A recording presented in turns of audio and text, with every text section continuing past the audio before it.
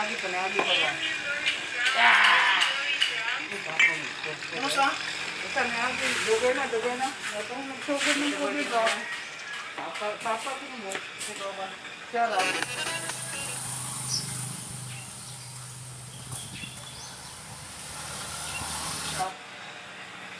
Siguro mo. Ako, nandun mo dugay na to. Vamos, papa mo one time.